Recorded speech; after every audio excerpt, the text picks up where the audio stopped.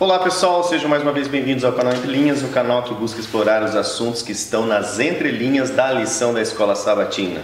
Esse é o canal para aquele que gosta de se aprofundar mais no tema da lição, ok? Eu sou o Lúcio, esse é o Ricardo. Como vocês sabem, o canal é composto por 3 elementos. O terceiro elemento não pôde estar conosco, o Alexandre, e também o nosso convidado não pôde gravar conosco nesta lição. Então nós convidamos o Homem Invisível, para fazer parte, Infelizmente. Vamos gravar nós dois aqui, sempre vão ter mais pessoas, mais ideias.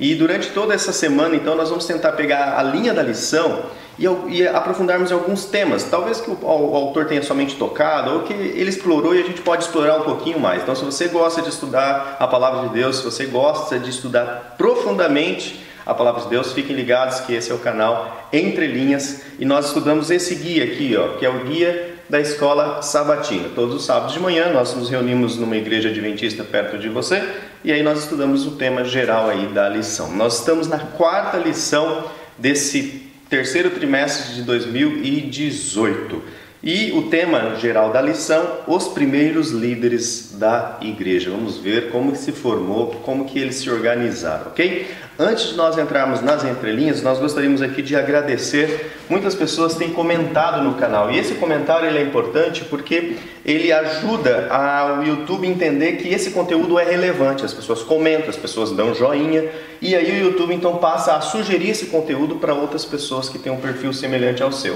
O Amarildo Martins, colocou aqui, acionei o sininho como pediu. É isso aí, Amarildo, acione mesmo o sininho lá no nível 3, lá no máximo, ou seja, receber todas as notificações. Carlos Sugita, aí pessoal, vamos dar um like, isso mesmo, Carlos. Larissa, Nilson Brandão, sempre comentando com a gente, comentando bastante coisa. Luiz Henrique, Cleverson Torres, mais comentário do Nilson Brandão. A Riva comentou bastante conosco essa semana. Opa, Evelyn ou Evelyn Horton, Amarildo novamente. Temos aqui, o pessoal comentando assim, sempre os mesmos, mas tem bastante. Romário, Marcelo Rocha, o Carlos Sugita de novo, a Lúcia Souza está conosco já há um tempão. Oi meus amigos, quanta saudade, eu estava de ouvir o Alexandre gravou conosco. Ele não vai estar nessa lição, mas ele estará na próxima lição com a gente, ok? Ana Alice também, uma fã do canal, Stefane Vieira, vamos dar like. A Esmeralda, minha sogra, sempre aí, perdi ao vivo. Nós tivemos uma live, a lição número 3 foi gravada ao vivo, transmitida ao vivo no sábado à tarde, ok pessoal? Então, se você não estudou a lição número 3, estude a lição número 3, o vídeo está aí, com certeza o YouTube está sugerindo por perto aí, ok? Para que você entenda, porque essa é uma lição que dá continuidade ao assunto. Armstrong, Maria Cristina Alves, Vanete, mamãe, a mãe do Ricardo, é isso aí, a família presente. João Cavaco também sempre nos apoiando, ele sempre posta um resumo, uma síntese da lição, ele é lá da Central de Lisboa, Portugal. O Wagner Barros, eu achei interessante esse comentário do Wagner Barros, ele diz assim, hoje em dia nas programações sociais dos acampamentos, as pessoas gostam de fazer festas, fantasia, caipira, anos 70, cabelo louco, etc, Por que não estudar e fazer uma festa judaica? Interessante essa dica, gostei, eu até respondi aqui o comentário do Wagner. Por que não a gente estuda todo o significado e reproduz essas festas aí? Tivemos vários outros comentários, Antônio, mais um do João, e Wilson, Saskia Câmara, se eu falei certo, ok? Plínio, e temos infinitos outros aí. Muitos aqui, inclusive, colocam algumas dúvidas, tá? E você que é aí da família Entre Linhas, pode entrar aqui no canal, ler os comentários e também responder aos irmãos. Se você já assistiu o vídeo, entendeu o vídeo, e talvez o irmão assistiu o vídeo e não tenha entendido, responde lá para ele, ok? Vamos criar essa rede de comunicação aqui, ok, pessoal?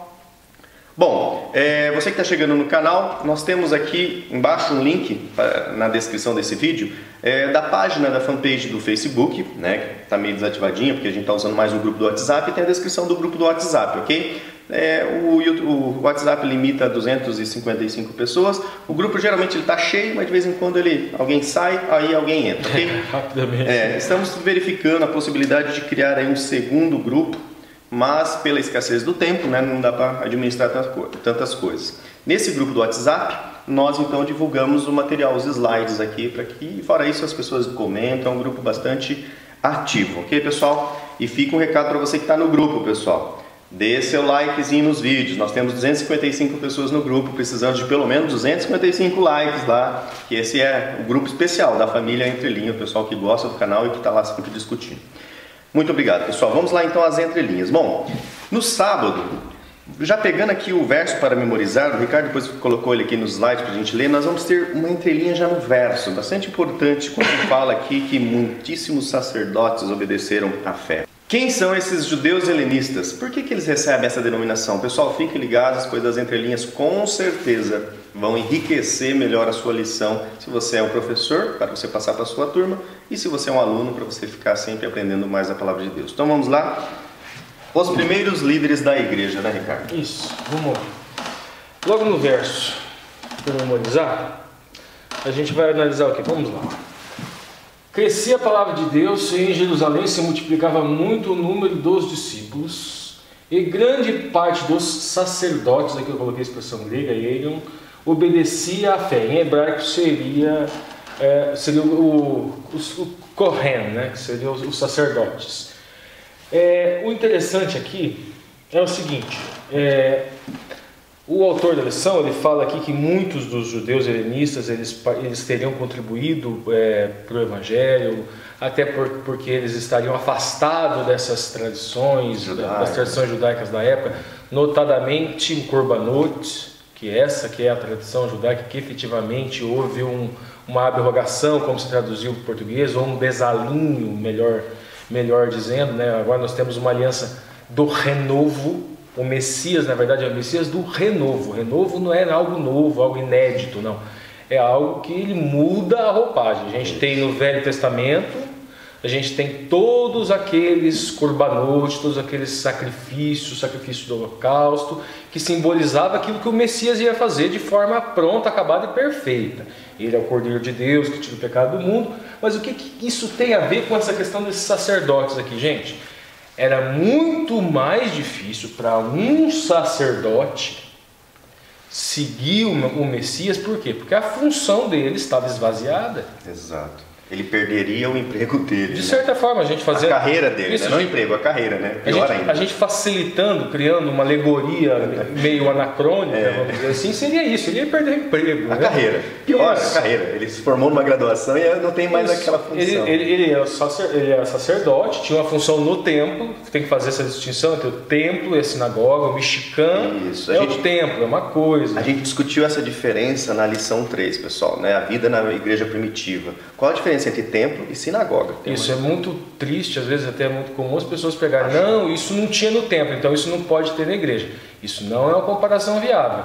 A comparação viável era a sinagoga daquela época com o nosso culto, com a nossa igreja, com nosso prédio de igreja hoje em dia, né? Local de reunião, né? Isso. Então era muito mais complicado para os sacerdotes, mas aqui logo no verso já traz isso, que grande parte dos sacerdotes obedeciam à fé, ou seja, abdicaram das suas vaidades e seguiram o caminho do Eterno e adquiriram emuná no Mashiach. Legal. A gente vê aqui em Hebreus 7,17, porque ele assim testifica, tu és sacerdote, e a mesma expressão aqui, Eros, eternamente, segundo a ordem de Melquisedeque. A gente já explicou também essa questão aqui do Melquisedeque lá para trás, que isso daqui é um título, né? Ou seja, o Mashiach ia vir desempenhar aquela função. Eu coloquei essa figura aqui embaixo porque essa aqui é a bênção arâmica. Quem gosta de assistir filmes de ficção já vai lembrar do Spock, do Jornada das Estrelas, mas foi inspirado nisso aqui, a bênção arâmica. Arão, no caso, é o Gadol Kohen, ou Kohen Gadol. Ele é o sumo sacerdote, ele é da linhagem de Levi. Mas para ser sumo sacerdote, todos os sacerdotes são da linhagem de Levi, mas para ser sumo sacerdote tem que vir da linhagem de Arão. A linhagem mais direta. Isso. Então vamos lá. Aqui, agora a questão que estava gerando confusão entre os helenistas, né, e os... dentro da igreja. Vamos ler essa passagem aqui, Atos 6:1. Ora, naqueles dias, crescendo o número dos discípulos, houve uma murmuração dos gregos, e aqui em grego, né, está escrito original, heleniston, dos gregos contra os hebraios, porque as viúvas eram desprezadas no ministério cotidiano. Vamos entender essa questão aqui de ministério cotidiano, primeiramente, o que significa isso. Havia essa figura aqui, ó, dos caritativos, aqueles que tinham caridade, aqueles que tinham amor. Mas esses caritativos, veja bem, ó, que possui ou expressa caridade, que é caridoso, bondoso. Mas eles tinham uma seguinte função. A primeira fase, vamos dizer assim, seria ocupar, que seria sexta. Eles passavam todas as sextas-feiras, a sexta no caso, eu estou falando dessa sexta aqui, mas eles passavam todas as sextas-feiras em casas particulares e em mercados, recolhendo donativos para pessoas necessitadas. E eles distribuíam isso para quem precisava. Exatamente. Né? E o tumrui, que significa bandeja, que isso era passado diariamente e fazia também arrecadava uma coleta, e todos aqueles que precisassem, eles estavam suprindo essas necessidades. E esses gregos aqui, eles estavam dizendo que as suas viúvas estavam sendo desprezadas, de certa forma estavam até acusando, havia ali, nem que fosse... acusando os apóstolos. Velada, mas é uma acusação. Isso, os apóstolos 12, afinal de contas, eles eram os líderes desse grupo, né? Então vamos lá, vamos entender um pouquinho agora quem são esses hebreus e quem são esses helenistas. Tem três possibilidades. Legal. Primeira possibilidade, hebreus seriam os judeus que falavam aramaico no dia a dia, no cotidiano. E os helenistas, né, judeus helenistas, ou gregos em algumas traduções da Bíblia, judeus que falavam grego no cotidiano, no dia a dia. Segunda possibilidade, língua que prestavam culto, ou seja, os hebreus seriam judeus que utilizavam o aramaico no culto. E os helenistas seriam os judeus que utilizavam o grego no culto. E a terceira possibilidade é que seriam judeus helenizados. O que seriam esses judeus helenizados? Vamos lá, no século IV a.C., a Grécia foi conquistada por Filipe da Macedônia. Seu filho Alexandre o Grande, que foi educado por Aristóteles, ele ficou tão entusiasmado com a cultura grega que decidiu levar para todos os povos conquistados. Em função disso existiam escolas helenistas. Mas de onde vem o nome helenista? Aqui que é a entrelinha. Isso. Heleno era um deus grego. Os povos que deram origem à Grécia se diziam descendentes dele. Daí a Grécia era denominada República Helênica. Então esses judeus helenistas seriam aqueles que teriam sido instruídos nessas escolas, nessa filosofia, teriam sido doutrinados nessa filosofia. Então vamos lá. Agora, esse daqui é um ponto que nós vamos trabalhar melhor e contextualizar muito isso em outro dia da semana, mas que tem uma relevância sim, dentro de uma das interpretações possíveis, até porque essa questão de espada tem três interpretações possíveis e a terceira ela é ambígua, que espada seria no sentido simbólico e literal ao mesmo tempo. E é a mais aceita, diga-se de passagem. Mateus 10,4. Não penseis que vim trazer a paz. Não vim trazer a paz, mas vim trazer a espada. Daí aqui no grego fica malaquia. Tá. Essa espada que eu falei que tem aqueles três sentidos, né? E analisando o texto, seguindo aqui, a gente já traz um significado contextualizado com o texto. Vamos dizer assim, ó. Pois vim causar divisão entre o homem e o seu pai, entre o filho e a sua mãe, entre a nora e a sua sogra, assim os inimigos do homem serão da sua própria casa. Então a espada parece algo que separa, né? Sim, utilizou essa palavra no jogo de linguagem pura e simplesmente porque a espada é algo que separa. E separa por quê? E o que isso tem a ver com o que a gente está falando aqui desse fundo assistencial, né? Esse fundo assistencial para ajudar viúvas, coisa e tal. Não eram só viúvas que eram necessitados nesse período aqui. Os doentes também estariam nesse grupo, mas não só. E essa espada aqui tem muita função. Imaginemos o seguinte, um judeu ortodoxo, e daí de repente vem... Uma família ortodoxa? Uma família, e ele conduzia aquela família, de repente um filho, e o filho... Quer seguir o Messias. Eu tenho emunado uma Shia e eu vou seguir o Messias. E o que o filho faz? O filho abandona a sua casa. Ele precisaria do apoio de quem? Ele precisaria do apoio da comunidade cristã. Dessa comunidade que estava se formando, essa comunidade chamada de O Caminho, depois veio do Concílio de Jerusalém, veio a ser chamado de cristãos, né? E acabaram gostando do apelido que deram e seguiram. Nós vamos trabalhar um pouco em outro dia da semana essa noção de espada, porque também tem um sentido escatológico dessa espada. Então esse fundo assistencial também servia para ajudar esses novos conversos que estavam passando por dificuldade até de se alimentar em razão de aceitar a fé. E o rompimento com as suas famílias, com as suas comunidades anteriores. Pessoal, vale um joinha, gostaram aí das primeiras entrelinhas do sábado, pessoal? É muito importante, vou apelar aqui, ó, deixe seu joinha. Se você não é inscrito no canal, se inscreva no canal e acione o sininho lá no nível máximo dele, lá que é receber todas as notificações. Senão o YouTube vai te avisar somente quando ele quer. E pelo que nós estamos vendo, né, Ricardo, o YouTube não está querendo muito sugerir o nosso conteúdo para ninguém, né? Nossas views estão bem baixas. Não que a gente está em busca de view, porque né, a gente não faz isso por view. Mas que o YouTube não manda notificação nem para a gente, não mandar para os outros. Né, mas é assim, a gente considera que são assuntos relevantes, são assuntos assim, bastante aprofundados, não é água com açúcar.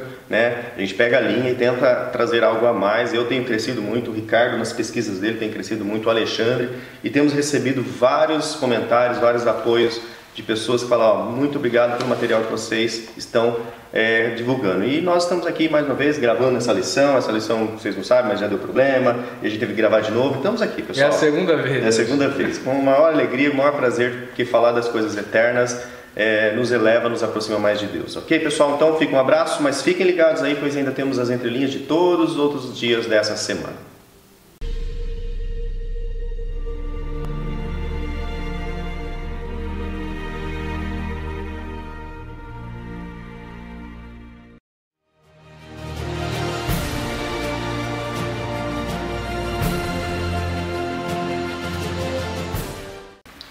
Ok, pessoal, chegamos então agora às entrelinhas aqui de domingo, dessa quarta lição do terceiro trimestre de 2018. Estamos só eu e o Ricardo, né? O Alexandre não pôde comparecer, mas sigamos aí em frente, porque vocês viram que realmente as entrelinhas são muitas, né? Nós temos às vezes até que eliminar por questão do tempo.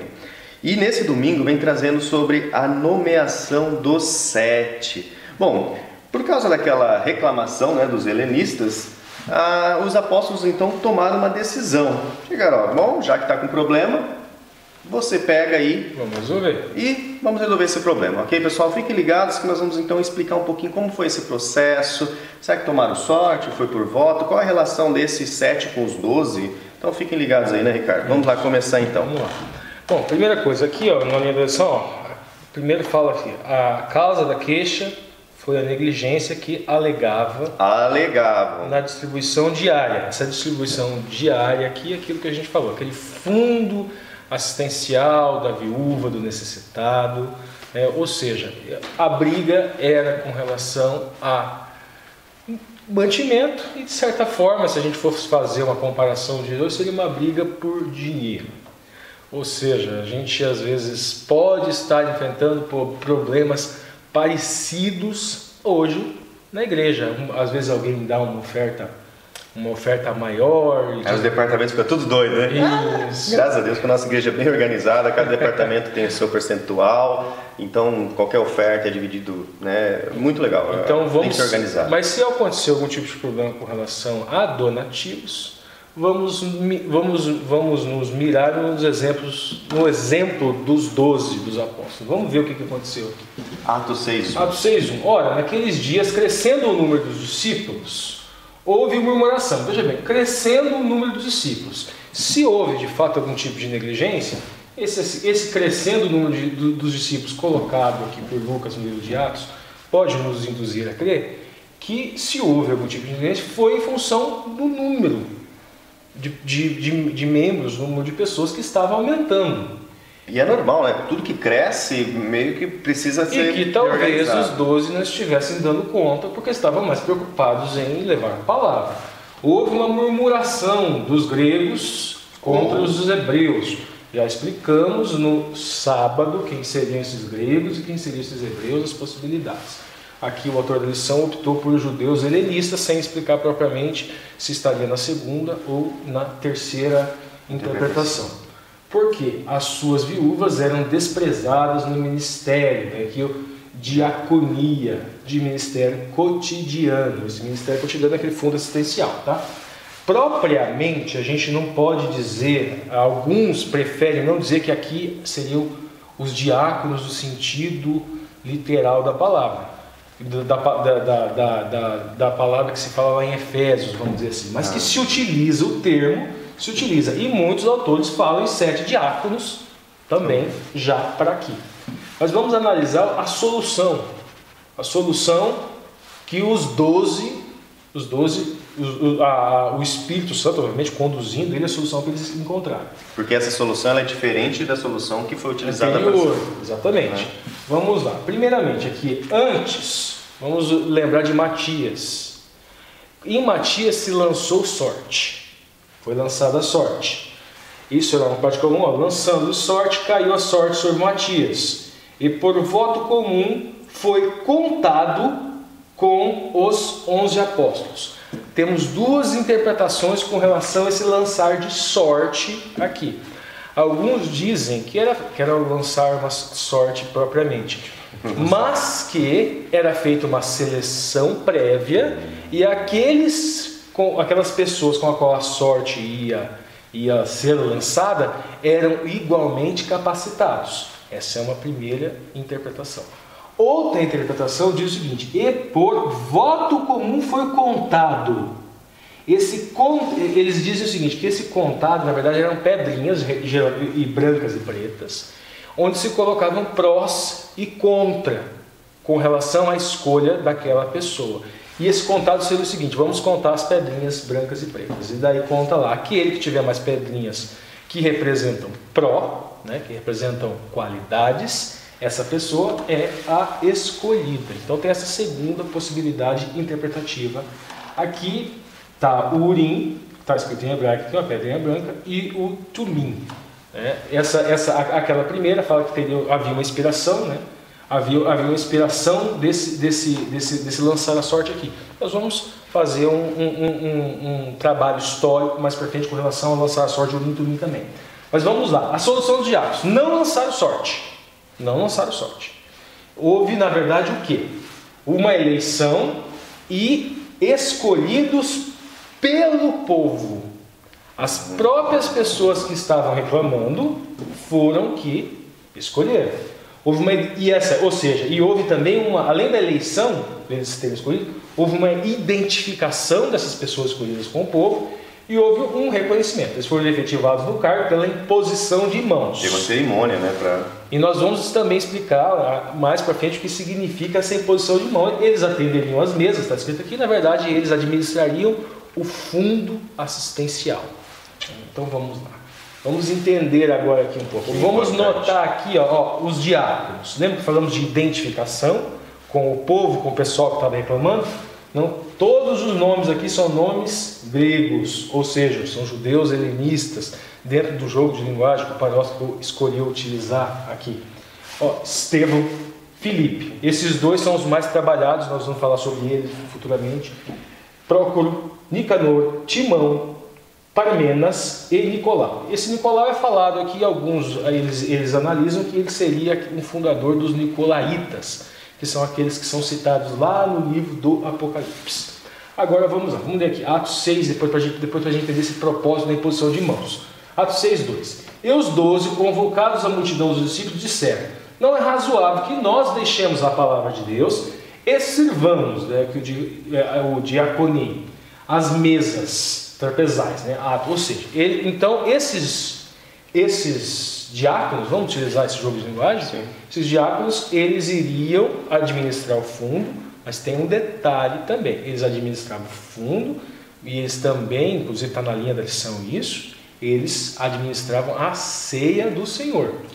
A questão do propósito, que a gente encontra na Bíblia propósitos para essa imposição de mãos: abençoar, em algumas passagens, essa imposição de mão para abençoar, transmitir cura, libertação, coragem, batismo com o Espírito Santo. Com certeza essa última aqui, o batismo com o Espírito Santo, essa imposição de mãos. Só que tem um detalhe aqui: O que é que vem primeiro? E isso é importante. A imposição de mão ou o Espírito? Ou o Espírito Santo. Isso é importante. Eu queria só marcar uma coisinha, né? Preste bem atenção, pessoal, né? Não é razoável que nós deixemos a palavra de Deus, os 12 falando isso, né? E sirvamos as mesas. Então eles escolheram 7 para servir a mesa. Então, teoricamente, Estevão, Felipe são servidores de mesa. E aí vocês vão continuar nos dias da lição, vocês vão ver que é uma entrelinha interessante que depois a gente vai buscar, ok? Vamos lá. A gente vai buscar essa questão da imposição de mãos lá atrás. Vamos lá em Números 27, 18. Então disse o Senhor a Moisés: toma para ti Josué, filho de Nun, homem em quem há o Espírito. Ou seja, Ruach HaKodesh já estava em Josué. E põe a tua mão sobre ele. É interessante, né? Porque sobre aquela frase que nós gostamos, né? Deus não escolhe os capacitados, mas capacita os escolhidos, né? A gente gosta muito dessa frase. Mas nesse caso aqui, ele era já capacitado pelo Espírito Santo. Mas qual que é o ponto relevante? Que às vezes, gente, a gente canoniza, a gente santifica, a gente torna sagrado o rito. Ou seja, o que representa, e o rito fica em segundo plano. Ou a essência fica em segundo plano. Então veja bem, essa imposição de mãos era um símbolo, obviamente, de que a autoridade estava sendo passada, não propriamente de forma mística. A gente tem um exemplo, se você quiser falar, o exemplo com relação ao que fazer com a Santa Ceia, né? Que às vezes a pessoa tem um misticismo. Eu sou de uma matriz católica, então assim, eles acreditam em transubstanciação. Não sei se você já ouviu esse termo, mas transubstanciação significa que no momento da consagração, né, que o padre consagra a hóstia, lá, o pão e o vinho, aquilo se transubstancia em corpo, em carne e sangue. Eles creem nisso. Nós adventistas não cremos nisso. Nós cremos que simplesmente é um símbolo, é um emblema que foi consagrado, né, naquele momento para participar daquela reunião. Mas não há nenhum misticismo naquela substância. É a mesma coisa da gente entender que aquele cordeiro que era morto, o poder da expiação estava nele. Estava na carne. E não estava no Messias. E é isso porque, assim, às vezes eu tenho até que ler mais, estudar mais, consultar pastores, e às vezes a pessoa fala assim: não, esse vinho não pode beber porque é consagrado. Como eu vim da matriz católica, eu falo assim, mas isso é... Isso é transubstanciação. Eu falei assim, como assim? É um vinho. Foi abençoado? Foi. Mas é para se alimentar. Na ceia eles comeram. Será que eles jogaram comida fora na ceia? Provavelmente. Então eu não sei. Né? Depois vai gerar polêmica isso aí, mas... Não, jogar comida fora, por favor. Né? Então assim, não sei, pessoal. Depois vocês comentam aí o que vocês acham disso aí e me passam a base. Se a gente realmente tem que jogar na terra ou não tem que jogar na terra. Vamos lá. Mas o principal é o seguinte: símbolo é uma coisa. Aquilo que o símbolo representa é que é o sagrado. Então, mais importante. O cordeiro representava o Mashiach, mas o poder vinha dele, do Messias. Números 27 e 23. E sobre ele pôs as suas mãos. Ele deu mandamentos, como o Senhor ordenara pela mão de Moisés. Então veja bem, esse ato de imposição de mão também representava uma responsabilidade que estava sendo simbolicamente transferida a eles. Então provavelmente também os apóstolos utilizaram isso nesse símbolo seguinte: agora, a partir de agora, vocês têm uma responsabilidade e obviamente que o Espírito Santo vai capacitar vocês e eles nesse trabalho, com certeza oraram para o Espírito Santo, apesar de que foram escolhidos pelo povo. E vamos lá, agora a questão que a gente falou aqui do Urim e do Tumim, aquela questão do lançar a sorte. Números 27 e 21. E se porá perante Eleazar o sacerdote, o qual por ele consultará segundo o juízo do Urim perante o Senhor, conforme a seu dito sairão, e conforme ao seu dito entrarão, e eles todos os filhos de Israel, com ele toda a congregação. Esse Urim e Tumim, obviamente que existia algo sobrenatural. O Kohen Gadol, ele tinha esse papel também de juízo e utilizava o Urim e Tumim, mas ali ele estava sendo instruído diretamente pelo Eterno. Então esse tipo de prática, existia toda uma questão da época, uma questão que o Eterno, que o próprio Eterno colocou, e que a gente não pode criar anacronismo achando que hoje nós vamos escolher membros da comissão atirando dados. Não, nós devemos orar para o Espírito Santo, que ele nos conduza. A pessoa que é escolhida deve orar para que o Espírito Santo trabalhe nele, que ele possa desempenhar o trabalho da melhor maneira possível. Orar é muito importante. Inclusive o nosso canal, assim, pessoal, a gente não sente às vezes a vontade para gravar uma oração, mas todo o nosso trabalho aqui, sempre atrás das câmeras, estamos ajoelhados ou em pé ou sentados, orando, clamando que Deus nos use nesse momento aqui, para que nenhum orgulho haja aqui, nenhuma propagação de imagem humana aqui, mas que seja a palavra de Deus, ok, pessoal? Bom, essas foram então as entrelinhas de domingo, a nomeação dos 7. Espero que você tenha gostado, e se você realmente gostou, demonstre isso pegando o seu celular agora, ó, nesse momento, vira ele aí e faz com que, opa, desse lado aí vira ele e aperta lá, gostei do conteúdo. Se você estiver numa Smart TV assistindo, que agora tem bastante Smart TV, clica lá no botão principal OK do seu controle remoto, vai aparecer lá aquela barra embaixo do YouTube, vai ir para a sua esquerda, mais opções, e aí na sua direita vai ter o joinha para você gostar. Se você não gostou também, coloca lá, mas se manifeste, pessoal, é muito importante que você faça isso. Os vídeos que recebem esse tipo de reação, o YouTube tende a recomendá-lo para outras pessoas, beleza, pessoal? Então, não se esqueça, se não é inscrito no canal, também se inscreva, acione seu sininho no nível máximo e comente, responda os comentários e faça parte da família Entre Linhas. Um abraço então e vamos agora para as entrelinhas de segunda-feira.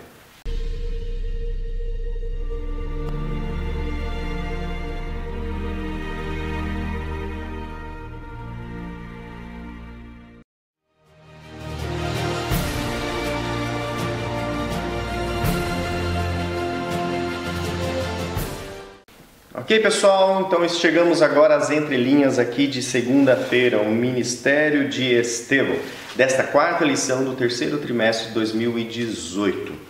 Bom, aqui no Ministério de Estevão, então o autor começa a falar, de quem era Estevão, como nós já vimos, ele é um dos 7 diáconos e ele também foi escolhido pelos judeus helenistas, então ele também era um judeu helenista.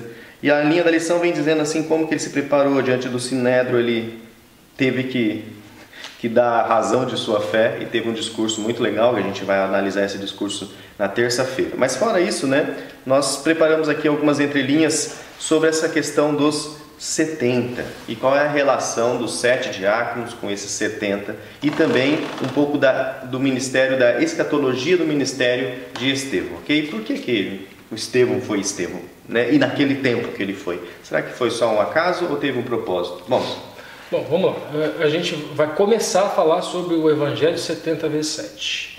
Esse Evangelho 70 vezes 7 é um jogo de linguagem que a gente construiu aqui em função de passagens bíblicas. Todo mundo lembra que o Mashiach, ele fala que nós devemos perdoar 70 vezes 7. E a gente vai trazer esse diálogo depois, isso. E o Evangelho é o quê? É uma boa nova. O Messias veio e o Messias é o Cordeiro de Deus que tira o pecado do mundo. Ou seja, é uma boa nova de perdão. Mas perdão tem conotações também que alguns podem dar equivocadas. Mas vamos trabalhar aqui esse jogo de linguagem dos 70 vezes 7. Vamos começar e nós não vamos terminar hoje. Vai ter que assistir o resto. Vamos lá, Lucas 10:1. E depois disso, designou o Senhor ainda outros 70. Ou 72. Se vocês pegarem a NVI, vai estar 72, porque a base dela é texto crítico e a Almeida Corrigida Fiel, a base é texto recepto. Eles utilizam códex diferentes e cópias diferentes. Mas tudo bem, 70, 72. E mandou-os adiante da sua face, de 2 em 2, a todas as cidades e lugares aonde ele havia de ir. Ou seja, foi algo preparatório. O que acontece aqui? Por que vocês estão falando 70 e não estão falando do 7? Por quê? Estão falando que Epifânio, no 24, ele fala que Filipe e Estevão, justamente aqueles 2 diáconos mais falados no livro de Atos, foram na missão dos 70. É tradição, tudo bem, é um livro necessariamente não apócrifo, mas histórico, um livro que não está dentro do cânon, mas traz essa informação. Filipe e Estevão, 7 diáconos gregos. Os 70 Veja bem, então de certa forma eles estariam incluídos tanto no 70 quanto no 7. 70, quando a gente vai lá no Gênesis 10, dentro da tradição judaica, a gente encontra lá, quando fala da linhagem de Noé, a gente encontra 70 famílias, 70 línguas, 70 nações. Então 70, no judaísmo, ele representa todas as nações, todos os povos. Então 70, e aqui o 7, a gente vai analisar isso também. Vamos lá mais para frente, a questão do que representa o 7. Vamos lá. Agora aqui, primeiro essa questão aqui do Atos 6, 9, a questão dessa sinagoga dos libertos. E levantavam-se alguns que eram da sinagoga chamada de libertinos, em grego estaria libertinon, e dos sirineus, e dos alexandrinos, e dos que eram da Cilícia e da Ásia, e os que disputavam com Estevão. Então veja bem, essa sinagoga dos libertos, uma interpretação. Essa sinagoga dos libertos, ela marcava uma determinada região geográfica, ok. Mas o que? Segundo a tradição judia, havia 400 sinagogas em Jerusalém e aos seus arredores. Né? Essa sinagoga dos libertos era para judeus que haviam sido escravos e que foram residir em Jerusalém. Provavelmente eles prestaram serviço, foram escravizados e prestaram serviço ao Império Romano e foram libertos pelos seus senhores, e alguns deles talvez tivessem até cidadania romana. Essa é uma interpretação também. Só marcando, né? Isso aqui está na linha aqui da lição, né? Que o autor traz esse texto.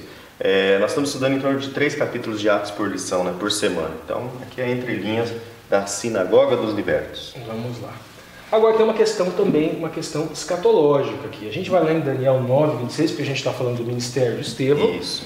Estevão, um diácono, um dos 7, talvez um dos 70, mas existe algo escatológico no ministério dele. O ministério dele já estava previsto muito tempo atrás no livro de Daniel. Daniel já previa aquilo que ele ia fazer. Nós vamos explicar melhor isso hoje.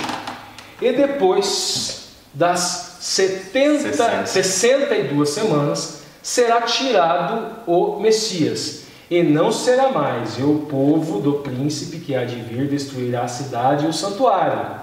Isso daqui é uma referência, muitos interpretam como sendo a destruição do templo de Jerusalém no ano 70.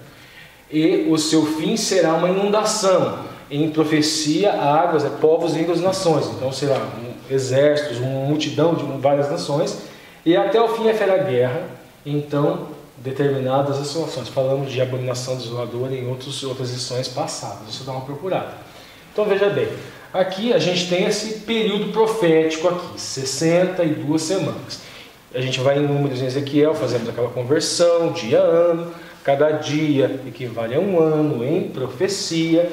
Há um período profético anterior aqui no versículo que eu não incluí, que é um período de 7 semanas, que se inicia com o decreto para a restauração de Jerusalém, e aqui essas 62 semanas está justamente no meio das 2.300 tardes de manhã. 62 semanas, conta-se aqui, do ano 434, a gente chega aqui em 31 DC, justamente quando o Messias é tirado, ou seja, quando o Messias morre. Meia semana após, para a gente completar, é justamente o apedrejamento de Estevão. Então Estevão, simples diácono, o seu ministério é um ministério escatológico. Nós vamos explicar um pouco mais essa questão dessa escatologia do ministério de Pedro mais para frente. E esse gráfico nos ajuda, né? Tem mais um slide, mas esse gráfico nos ajuda a ver que realmente Deus está no controle do tempo, né? Porque ele fala que depois das 62 semanas, ou seja, na 70ª semana, aconteceria alguma coisa, e realmente aconteceu perfeitamente como Deus tinha falado, né? E o último slide. Vamos lá. A questão do apego à prática. Então a gente viu lá atrás que o Messias faria cessar o sacrifício. Korbanot. Korbanot é plural de korban. Nós tem o korban olá, oferta queimada, é a oferta de holocausto. O korban minha seria uma oferta de refeições. O korban shelamim, que seria a oferta de paz. O korban hatat, que seria a oferta pelo pecado. E o korban asham, que seria a oferta pela culpa. Essa prática era feita no Mishkan, essa prática era feita no templo. E os sacerdotes conduziam tudo isso. Era a vida deles, né? Fazer isso de manhã. Mas o Messias vem para aqui. Então vamos lá, Daniel 9:7. E ele firmará um concerto com muitos por uma semana, lembrando aquela conversão dia a ano. E na metade da semana fará cessar o sacrifício de oferta de manjares. Sobre a asa da abominação virá o assolador, e isso até a consumação, e o que está determinado será derramado sobre o assolador. Então veja bem, 2 pontos aqui. Primeiro ponto, quando o Messias vem, esse é o primeiro ponto, quando o Messias vem, cessa a necessidade do corbanote. Só que de fato, como eles negam o Messias, eles continuam praticando corbanote até o ano 70, quando vem a abominação desoladora, ou a primeira parte da abominação desoladora, e destrói Jerusalém, destrói o templo de Jerusalém, e aí cessa de fato, inclusive, a prática do corbanote para aqueles que não tiveram fé no Mashiach. Ou seja, o povo acabou sendo forçado a acabar com o corbanote de uma maneira ou outra. Bom, pessoal, então essas foram as entrelinhas aqui de segunda-feira, né? O início do ministério de Estevão. Novamente, se você gostou, pessoal, pegue seu celular lá, olha, vire ele assim, vai aparecer o botãozinho gostei, vai lá e dê seu gostei lá, isso é muito importante. Se você não é inscrito no canal, se inscreva no canal, acione seu sininho e também comente aí. Realmente tem muitas coisas, esses slides serão compartilhados, já estão, né, inclusive, a gente compartilha primeiro lá antes de gravar, já estão no grupo, né, entre linhas aí no WhatsApp. Se você encontrar uma vaguinha, você é bem-vindo nesse grupo. Nós temos algumas regras. De manhã são postados os materiais do canal, à tarde são postados materiais diversos, e-book, artigos e tudo mais, e depois das 18 horas, né, se eu não me engano, aí está liberado o pessoal conversar bastante, discutir, trocar ideia, ok? Dentro dessa política o grupo está melhor organizado, as pessoas estão podendo ignorar. Eu quero material, presta atenção de manhã que é postado esse material ou os vídeos do canal. Eu quero ver e-book ou postar um e-book, posta à tarde, vai ter gente. E se você não quer participar das discussões, depois das 18 horas o pessoal vai ficar conversando. E você pode silenciar se você não quiser, né? Uma coisa. Exatamente, ok? Só para deixar mais claro, cerco de Jerusalém, foi destruído o templo. Beleza, pessoal? Então, nos vemos nas entrelinhas aí de terça-feira, que agora a gente vai ver que Estevão foi diante do Sinédrio e vamos analisar o seu discurso. Fiquem ligados.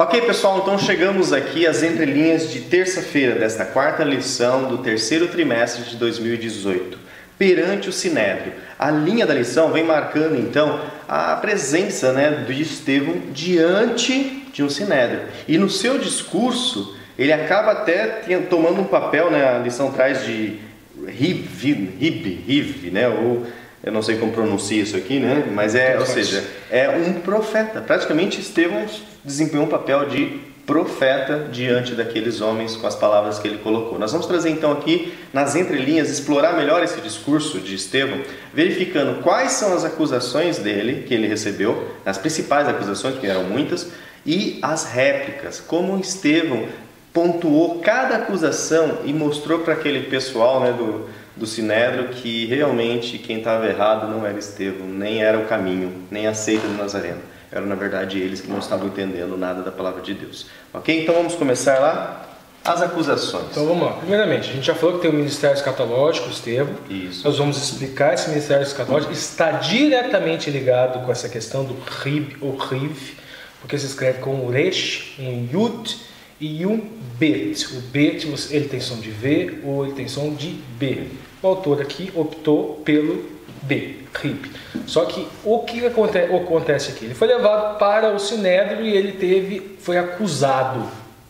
Ocorre que esse trabalho escatologicamente, na verdade, Estevão, ele estava ali desempenhando, era um juízo, estava dando uma última oportunidade para aquele povo aceitar algo. Inclusive como entrelinha, né? Nós vamos trabalhar isso, vocês vão entender melhor. Nós tínhamos discutido, né, que na lição anterior nós analisamos o discurso de Pedro, que era um discurso ao arrependimento. E agora Estevão, o discurso dele não era muito de arrependimento, não. O discurso dele era assim, acusação mesmo. E o discurso de Estevão está ligado a Levíticos 26, a Deuteronômio 28 e também há uma escatologia, há uma profecia do livro de Daniel. O Navi era profeta. Estevão, de diácono, de um ministério de diácono, podemos dizer assim, a um ministério profético. E isso nós vamos encontrar na Torá e nós vamos encontrar nos profetas também, aonde que está isso, fundamentação disso. Primeiro vamos lá, as acusações. Vamos entender bem que nós temos que linkar o livro de Atos com Levíticos, com Miqueias e com Daniel para a gente entender esse ministério de Pedro. Atos 6:11. De Estevão, desculpa.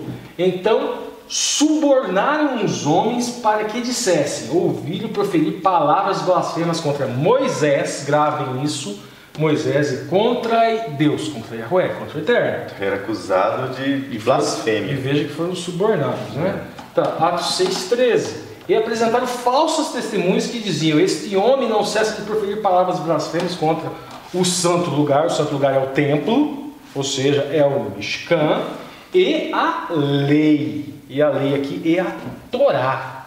Então vamos agora ver como Estevão responde. Ele foi indagado, né? Caifás estava lá, o mesmo que matou o Eterno, era o Gadol Kohen, era o sumo sacerdote. Então vamos lá, Atos 7:2. Querigma é um tipo de discurso que não há contestação. É algo que era aceito pelos que estavam ouvindo. Ou seja, essa primeira parte aqui, os acusadores, é algo incontestável. Ele começa a trabalhar com textos, justamente, da Torá, porque ele é acusado de descumprir a Torá. Então veja bem, Atos 7:2. E aqui a gente vai ver um link com as outras acusações também. E ele disse, homens, irmãos e pais, ouve, o Deus da glória apareceu a nosso pai Abraão, estando na Mesopotâmia antes de habitar em Harã. Então o que ele está dizendo aqui? Que Abraão, para obedecer a ordem do Eterno, ele teve que o quê? Abrir mão de morar junto com a sua parentela. Ele saiu da zona de conforto, sem saber para onde ia, sem saber o porquê, obedeceu o Eterno. Atos 7:8. E deu a aliança da circuncisão. Isso aqui também vai ser importante. E assim gerou Isaac. Agora a gente está vendo os patriarcas. Circuncidou no 8º dia. Isaac e Jacó os 12 patriarcas. Aqui ele faz um link com o patriarca. Grava esse ponto da circuncisão aqui. Circuncisão, porque vai mais para frente no discurso dele, ele vai falar do incircunciso. Então vamos lá, Atos 7:9. E os patriarcas, movidos pela inveja, venderam José para o Egito, mas Deus era com ele. E no discurso dele, justamente essa noção. Deus tem a capacidade de transformar maldição, vinda seja de Satanás, seja dos homens, em bênção. Foi justamente o que aconteceu com José. José foi uma bênção para os egípcios, e não só uma vez para o Egito, mas para a sua própria casa, naquele período de seca. Mas veja bem, José também teve que abrir mão. Aqui não por vontade própria, mas ele teve que abrir mão da casa da sua parentela em função de que ele foi forçado pelos seus irmãos. Então agora Moisés, Atos 7:20. Nesse tempo nasceu Moisés, e era muito formoso, e foi criado 3 meses em casa de seu pai.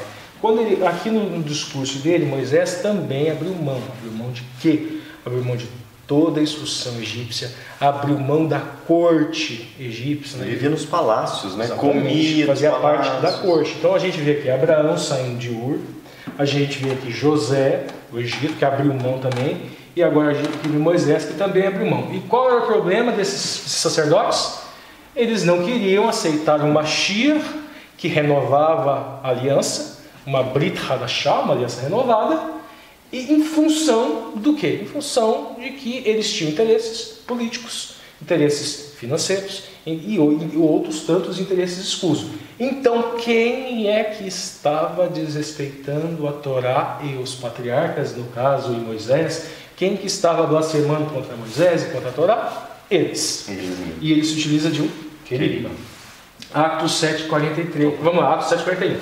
E naqueles dias fizeram bezerro e fizeram sacrifícios ao ídolo e se alegraram nas obras de suas mãos. Porque ele era acusado, né, de ter blasfemado contra o santo lugar. Exatamente. Agora aqui, Atos 7:43.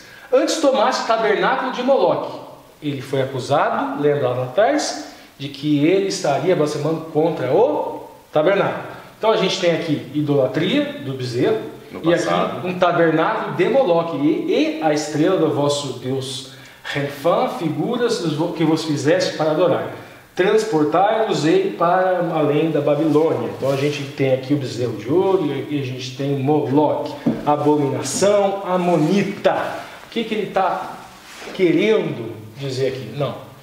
Quem nega o Mashiach, quem nega o Eterno, quem não abre mão do Corbanote por amor ao Mashiach, na verdade, eles é que estão sendo blasfemos, politeístas, estão blasfemando contra o tabernáculo. Estão profanando o tabernáculo celestial. E ele faz essa comparação, veja o seguinte: continuar com o Corbanote após o Mashiach seria abominável como era aquele tabernáculo de Moloque. Então vamos lá. Último slide. Aqui, Atos 7:51. Ele foi acusado. Lembra que ele fala lá atrás, quando ele fala dos patriarcas, ele fala da circuncisão no 8º dia, coisa e tal. Agora aqui, lembra que ele foi acusado contra a lei? Agora olha só, Atos 7:51. Homens de dura serviço, incircuncisos de coração. Se eles são incircuncisos de coração, então eles estão contra os patriarcas. E ouvido, vós sempre resistis ao Espírito Santo. Assim, vós sois como vossos pais. Tudo aqui. Esses vossos pais aqui, ele não está se referindo aos patriarcas. Ele está se referindo àqueles que adoravam bezerro. Ele está se referindo àqueles que renderam culto rebeldes, né? à abominação amonita, a Moloque. Vós que recebeste a lei por ordenação dos anjos e não a guardastes. Nesse momento aqui tem um detalhe, né, que eles já estavam com um ódio tremendo, porque eles estavam sendo acusados. Estava vendo aqui aquela inversão. Ele foi lá Estevão foi lá para ser julgado, e eles é que estavam sendo julgados escatologicamente, no sentido espiritual. Legal. Isso efetivamente estava acontecendo. E pouco antes deles matarem Estevão, ele vê o céu se abrindo e ele vê a mão, o Mashiach, a mão do Pai. Nós vamos desenvolver um paralelo dessa visão de Estevão com a visão de Paulo, e nós vamos continuar falando desse ministério escatológico de Estevão no próximo dia de semana. Eu queria marcar aqui, né, nesse discurso de Estevão, né, que ele era teoricamente um diácono. Vamos fazer um anacronismo, né? Permita-me fazer isso. E o que eu aprendi bastante nessa análise, nessas reflexões, é que, pessoal, dentro da igreja não deve haver hierarquia quanto à santificação e ao conhecimento da palavra. Porque você vê, os 12 apóstolos tinham falado assim: você vai cuidar da mesa e nós vamos cuidar da palavra. Então, assim, teoricamente era para estar um dos 12 aqui testemunhando. Porque na nossa igreja, às vezes, né, nas igrejas, o pessoal fala, o ancião é um cara iluminado, né? Aí o diácono é assim, a zeladora, então, pessoal, né, na comunidade, cada um tem a sua função. E cada um tem que desempenhar a sua função da melhor maneira possível. Agora, essa função não lhe santifica mais ou menos que as outras funções. Todos fazemos parte do corpo de Cristo. Então aqui o que eu percebi, assim, o Estevão, um diácono, teoricamente, né, que era só um diácono na visão humana, foi usado agora praticamente como profeta para cumprir uma profecia, né? Também ele como profeta profetizando, e na verdade ele fazendo parte de uma profecia já falada. Então nos deixa essa lição de que... Só um detalhe, nós vamos entender nos próximos dias da semana que existia um conflito anterior, existia uma escatologia anterior que acabou culminando isso aqui. Isso aqui foi a conclusão, mas tudo isso já estava previsto. Né? Ou seja, nós aprendemos que todos nós devemos ter, sim, a comunhão e o conhecimento da palavra. E essa é a função aqui do canal Entre Linhas. É tentar trazer para você os assuntos da lição da Escola Sabatina de uma maneira muito mais profunda, nas entrelinhas mesmo, mas não um assunto desligado da linha. Então você aprende muito mais e espero que você esteja gostando. E se você realmente estiver gostando, né, para o que você está fazendo aí. Se você está ouvindo no fone de ouvido, volta a sua visão para a tela, pega o seu celular, se estiver assistindo no celular, vire ele aí na vertical, clique em gostei. No computador já está disponível, é só rolar a página, gostei. Se estiver na Smart TV, clica, mais opções, gostei. Isso é muito importante, faça isso com todos os conteúdos aí no YouTube que você curte, que você gostar, porque isso ajuda muito o canal que você está assistindo. Ok, pessoal? Lembrando que é uma forma, na verdade, de melhorar a sugestão desse material para outras pessoas através do algoritmo aí do YouTube. Ok? Então, nos vemos nas entrelinhas de quarta-feira.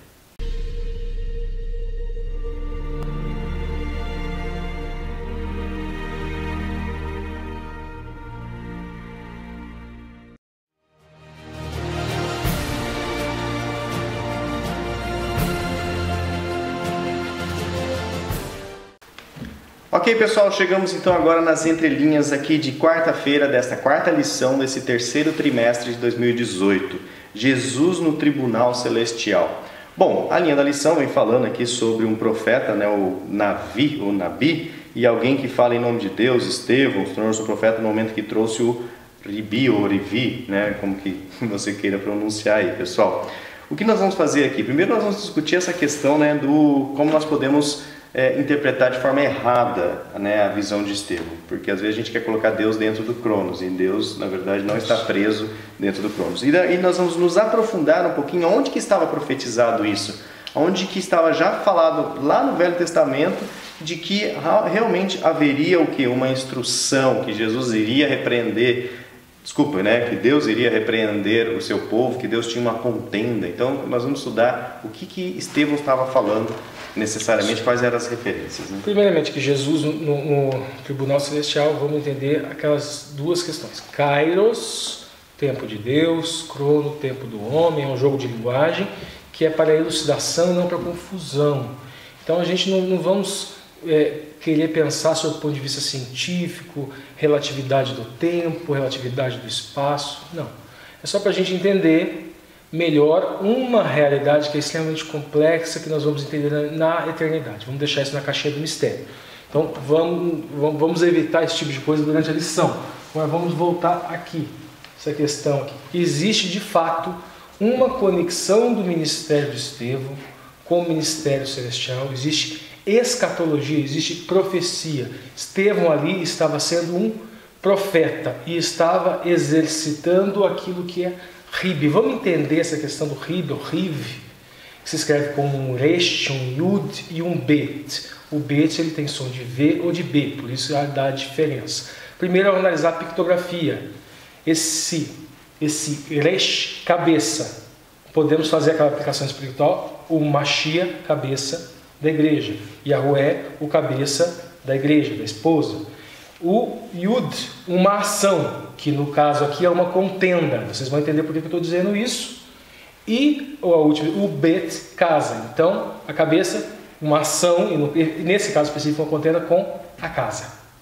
E nós vamos ver isso não só no pictográfico, mas no texto. A gente vai abrir uma linha aqui da pictografia, né? Alguns até perguntaram no grupo lá do WhatsApp quais letras hebraicas significam nossas letras. Na verdade não há uma relação direta, né? Não tem um A, B, C, D. A gente pode criar em função do som, o som que representa. Mas é mais pictográfico do que propriamente fonético. Começou pictográfico, com imagens que representavam coisas e depois virou um alfabeto propriamente quadrático na evolução.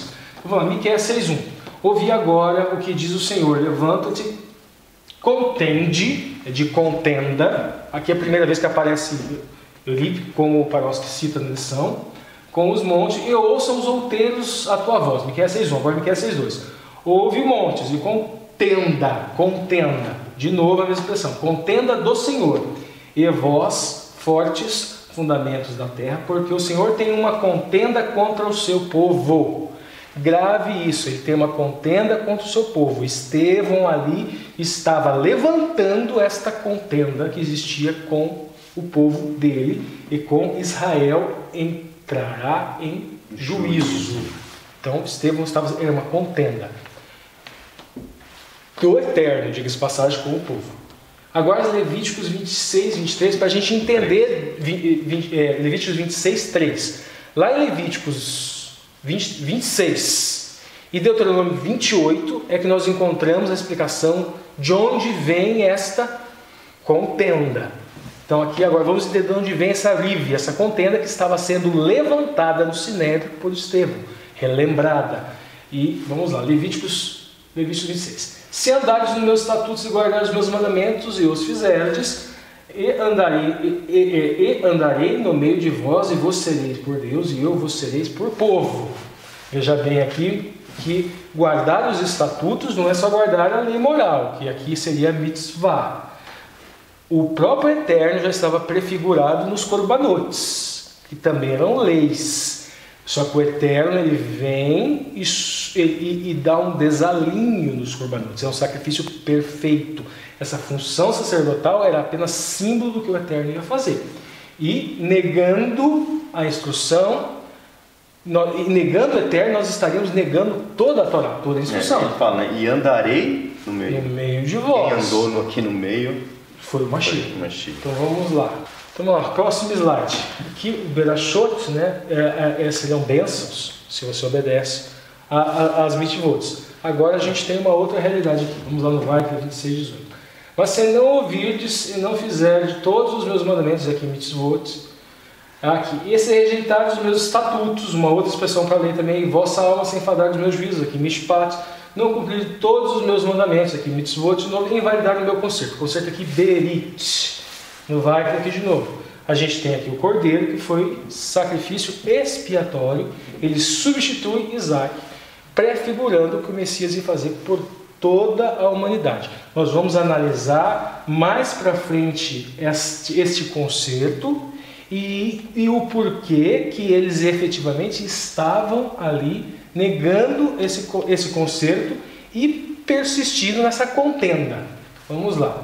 Agora aqui maldição. O Vaikra 26, 18. E se ainda com essas coisas não me ouvirdes, então prosseguirei em castigar-vos 7 vezes, mas por causa dos vossos pecados, porque trarei sobre vós espada.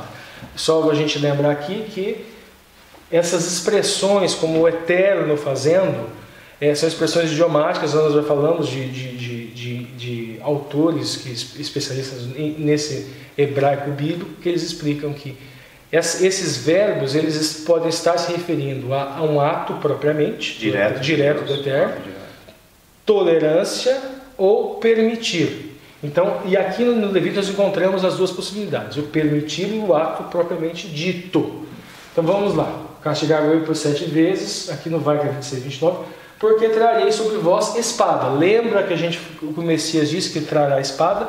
Aqui pode ser tanto no sentido simbólico, como a gente já falou lá atrás, como no sentido literal, que seria a espada no caso das guerras pelas quais eles passariam em função daquela contenda de não estarem obedecendo a Torá por negar o Eterno. Então veja bem, e o detalhe aqui. Então enviarei pestes, vós sereis entregue na mão do inimigo. Agora Levítico 26, 29. Porque comereis carne dos vossos filhos e a carne das vossas filhas. E historiador Joséfo fala justamente isso, que isso aconteceu no cerco de Jerusalém. Levíticos, o Vaikra 26, 31. E porei as vossas cidades em deserto, assolarei os vossos santuários. Aconteceu isso no cerco de Jerusalém no ano 70. E não cheirarei o vosso cheiro suave. Isso pode significar tanto as ofertas de manjares, como o incenso que subia dentro do Santo dos Santos, que também tinha cheiro suave. E o Senhor vos espalhará entre todos os povos, desde a extremidade da terra até a outra extremidade da terra, e aí servireis outros deuses que não conhecestes, nem tu nem seus pais, ao pau e à pedra, porque os ídolos eram feitos de pau e pedra e não eram nada. Vos espalhará. A gente volta a fazer um reporto para José. Havia muitos judeus da diáspora, o próprio Estevão, um judeu helenista, ele era helenista justamente em função das diásporas. Mas o que Deus faz? Vamos nos reportar José e o discurso de Estevão, quando ele usa José. Deus transformou bênção em maldição. Os irmãos foram invejosos, Deus transformou bênçãos em maldição. Agora, o que acontece? Desculpa, transformou maldição em bênção. Desculpa, maldição em bênção. Esse espalhar, porque havia essa contenda e eles estavam anulando ao longo da história, serviu de bênção para as outras nações. Sim. Esse povo estava se recusando, ao longo da história, não só em cumprir, mas em levar. Eles ficavam só no clubinho deles, essa boa nova. Só nas tribos deles, né? E nesse período histórico, era a última chance para eles. Não, vocês têm que levar essa boa nova. Vocês vão ter um tempo aí, nós vamos ver que isso foi profetizado. E se espalhar. Nós temos Jonas, foi uma bênção para Nínive e para os assírios, um dos inimigos que está sendo citado aqui em Levíticos. Nós temos Daniel, que foi uma bênção para a Babilônia. Nós temos Daniel também, uma bênção ali naquele começo para Dario, o grego, o Império Medo-Persa. Daí nós temos o período intertestamentário. Nós temos, antes do período intertestamentário, nós temos Esther e Mardoqueu, que também foram uma bênção para o Império Assírio. E nós temos agora aqui Jesus, que sendo também uma bênção para os gentios e os seus discípulos, obviamente. A questão do arrependimento aqui, lembra lá atrás, Estevão falou, os acusou de serem circuncisos de coração. E aqui em Levíticos, eles são chamados, nessa contenda que está sendo falado aqui na lição, e nós estamos mostrando onde se origina essa contenda, Levíticos 26:41, eu também andei com eles contrariamente, e eu fiz entrar na terra dos seus inimigos. E se então o seu coração incircunciso se humilhar, então tomarei por bem o castigo de sua iniquidade. Mas o que precisava? Coração circunciso, se humilhar. Estevão estava justamente dando essa última chance a eles, mas eles eram incircuncisos de coração e efetivamente eles não se humilharam. Agora, vamos fazer um link agora de Levíticos 26:42 com o discurso de Estevão. Lembra que ele cita os patriarcas? Também eu me lembrarei do meu concerto com Jacó, e também do meu concerto com Isaac, e também do meu concerto com Abraão. E lembrarei da terra, me lembrarei. Levíticos 26:42. Antes, por amor deles, desses patriarcas que Estevão citou no seu discurso, me lembrarei do concerto com seus antepassados, e tirarei da terra do Egito perante os olhos das nações, para lhe ser por Deus, eu sou o Senhor. Havia necessidade de techuvá. Techuvá é um arrependimento no qual você busca a sua natureza boa, o etzerará, aquilo que Deus se formou antes do lapso, antes do pecado do Éden. Estava sendo dada essa oportunidade para eles, para cessar essa contenda. Vamos entender escatologicamente isso daqui agora? Escatologicamente, isso está lá em Daniel 9:24. Tudo isso que a gente falou, esse rif, e que Estevão estaria, essa contenda, está profetizado aqui. 70 semanas estão determinadas sobre o seu povo, e sobre a tua cidade, para extinguir a transgressão e dar fim aos pecados, e expiar a iniquidade, trazer justiça eterna e selar a visão e a profecia, e para ungir o santo dos santos. Essas 70 semanas começam aqui por decreto, e ela acaba justamente no ano 34 com apedrejamento de Estevão e expiação de pecado. Nós temos o Corbanote, que era símbolo, mas o poder vem do Messias. Só se expia pecado com emuná no Messias. E a esse povo estava sendo dada essa oportunidade nessa meia semana para que eles expiassem o pecado, ou seja, aceitassem o Messias e aceitassem levar esta boa nova para o mundo, para todas as nações. Interessante, né, pessoal? Novamente, Deus no controle aqui do tempo. Novamente, Estevão, agora, assim, em Levítico estava o arrependimento, né, que fala aqui. Mas, na verdade, no discurso de Estevão, ele já falou assim, vocês leram isso aqui, está acabando, acabou. A gente tem em Miqueias falando de uma contenda. Essa contenda, o conteúdo dessa contenda se refere a Levíticos 26 e Deuteronômio 28. E foi profetizado que essa contenda teria uma evolução histórica. E isso está lá em Daniel. Os tempos de como essa contenda se desenrolaria e até quando Deus permitiria que eles ficassem anulando a aliança. E apesar dessa distância, né, física na sua Bíblia, né, que você tem lá Levíticos lá no Pentateuco e depois o Atos lá no Novo Testamento, os dois livros eles estão muito próximos, né, porque todo esse discurso de Estevão, na verdade, é totalmente baseado em Levíticos. Depois teve a questão de Miqueias, que fez o link novamente resgatando, mas lá estava Estevão no Novo Testamento. Por isso é importante, pessoal, aqui no Entre Linhas, a gente sempre tenta fazer isso, resgatar, né, a origem do discurso da pessoa, quais são as referências, para que ao ler a palavra de Deus agora, você interprete realmente o que o emissor da mensagem quer dizer, e não o que a sua cabeça, no seu contexto contemporâneo, faz. Então, pessoal, essas são as entrelinhas aqui, então, de quarta-feira. Fiquem ligados. Novamente, se você tiver com seu celularzinho assistindo no seu celular, vira seu celular aí na vertical, aparece aí gostei, se você gostou. Se você não gostou, coloque não gostei, mas reaja ao conteúdo que você assiste no YouTube. Isso ajuda o YouTube a determinar se o conteúdo é relevante ou não. Se ele tem alguma qualidade, se as pessoas realmente gostam, curtam, discutam, se inscreve. Se não, o YouTube, o algoritmo entende que não deve ser sugerido a outras pessoas. Como é a palavra de Deus, nós entendemos que essa palavra tem que ser sugerida assim. Se nós tivéssemos o controle do algoritmo do YouTube, né, com certeza nós estaríamos lá na página inicial dos trends, lá das tendências, né, pessoal? Mas vamos devagarzinho, o Espírito vai guiando. Então faça a sua parte, se você puder. Compartilhe aí no WhatsApp, compartilhe nas suas redes sociais para que mais pessoas venham refletir e unir essa palavra nesse entendimento que é o que Deus deseja, que nós entendemos a sua mensagem e não caiamos no erro, ok? Fica um abraço então, nos vemos então nas entrelinhas de quinta-feira.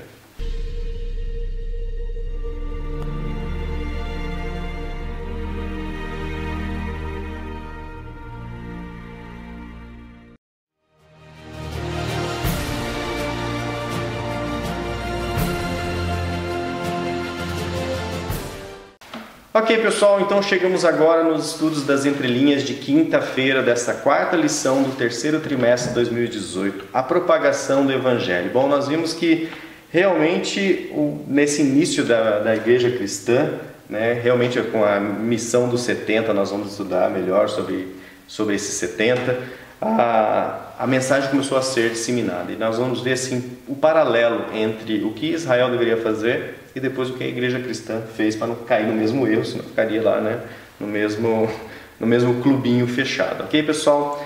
Vamos começar então aqui primeiro sobre os 70 novilhos, né, Ricardo? Isso, a gente vai falar agora aquele evangelho 70 vezes 7. Isso. O véu se abriu, isso é um símbolo de que o corbanote cessou perfeitamente, ok? Há aquela escatologia de Daniel, a gente já explicou também, que já foi profetizado que o Messias viria e o Messias cessaria o sacrifício em função disso. Ok, agora vamos lá. Essa questão, Jesus fala Evangelho 77 e geralmente as pessoas associam com perdão sempre.